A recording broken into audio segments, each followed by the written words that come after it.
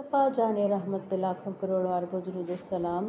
बिस्मिल्लाहिर्रहमानिर्रहीम। अस्सलामु अलैकुम वरहमतुल्लाहि वबरकातुहू। मेरी प्यारी इस्लामी बहनों और भाइयों, अल्लाह ताला हमें कुरान करीम को समझने, इस पर अमल करने और ईमान पर साबित कदम रहने की तौफीक अता फरमाए, आमीन।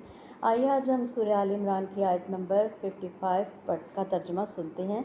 तर्जमा: जब अल्लाह ताला ने फरमाया, ए ईसा, मैं तुम्हें पूरी तरह लेने वाला हूँ और तुम्हें अपनी तरफ उठा लूँगा और तुम्हें काफिरों से पाक कर दूँगा, और जो लोग तुम्हारी पैरवी करेंगे इन्हें क़यामत तक काफिरों पर गालिब रखूँगा।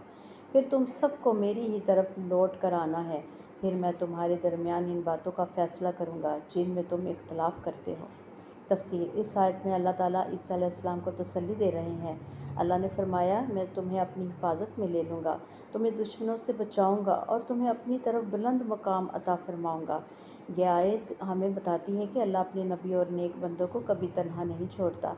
आखिर में अल्लाह ताला फरमाते हैं कि सब लोगों को एक दिन अल्लाह के सामने हाजिर होना है, जहाँ तमाम इख्तलाफात का फ़ैसला होगा। हदीस मुबारक रसूलुल्लाह सल्लल्लाहु अलैहि वसल्लम ने फरमाया, तुम में से एक जमात हमेशा हक़ पर कायम रहेगी।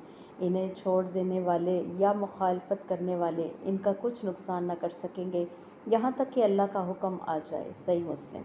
हमारे लिए ये सबक है कि अल्लाह अपने नेक बंदों की हिफाजत फरमाता है। हक़ हमेशा बाकी रहता है। हमें हर हाल में दीन हक़ पर साबित कदम रहना चाहिए। दुआ है रब करीम से, या अल्लाह हमें हक़ पर साबित कदम रख और हमें हर फितने और गुमराही से महफूज फरमा और हमें अपनी रहमत और हिफाजत में रख। अल्लाह ताला आप सबको ईमान, इस्तकामत और सुकून अता फरमाए और हमारे घरों को रहमतों और बरकतों से भर दे और हमें हमेशा कुरान और सुन्नत के रास्ते पर कायम दायम रखे, आमीन या रब्बुल आलमीन।